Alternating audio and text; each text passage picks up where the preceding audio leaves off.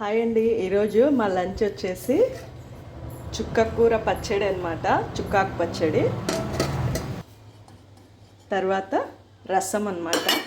మా పాప స్వీట్ వేస్తే తినదు, బెల్లం చక్కెర అట్లా, అందుకని ఇట్లే పెట్టేసామన్నమాట. మా పాప తిన్న తర్వాత మేము కొంచెం బెల్లం కలుపుకుంటాము, ఎందుకంటే మా పాప స్వీట్ రసం తినదన్నమాట.